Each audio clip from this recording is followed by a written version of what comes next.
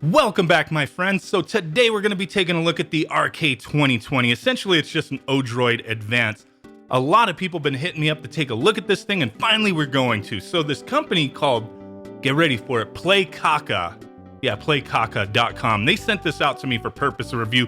You guys know it don't matter. You're going to get my honest thoughts here. So I'm going to be testing some stuff here, some of the more demanding video game systems like Dreamcast, Nintendo 64, because a lot of people have been saying, hey, this is essentially a portable Dreamcast.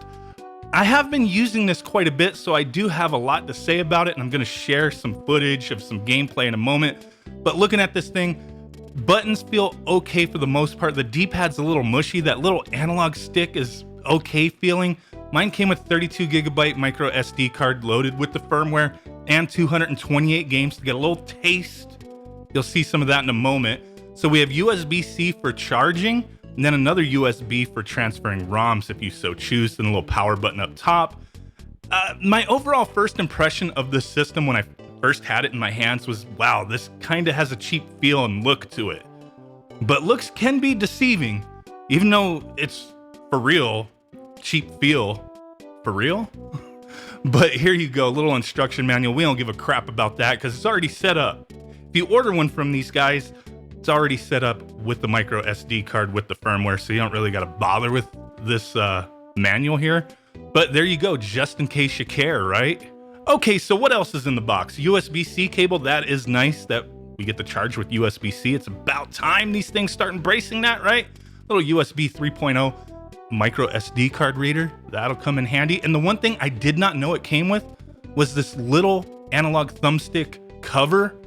I got it on there and it feels so much better. I was playing all these games without it. I wish I would have known it came with it. But here we go, powered up the system. Just want to show you how things look before we get into the gameplay, what came pre-installed, and just go over a few things here. So I have been a little impressed with some stuff here. As you see, looking like a little emulation station action here with a nice little theme. Looking really nice, a lot of support. You can hit select or start, go into some options to mess around with things. But I just want to test some games here and showcase that footage to you guys. And yeah, I've been like quite a bit more impressed than I have been with a lot of other little Chinese handhelds. It's just that D-pad, could be a little bit better, but it's workable. It works. That analog stick, I've heard some people complain about it, but actually, even before I put the little cover on there, felt pretty okay. But now with that cover on it, you get a little extra cushion for the analog stick pushing.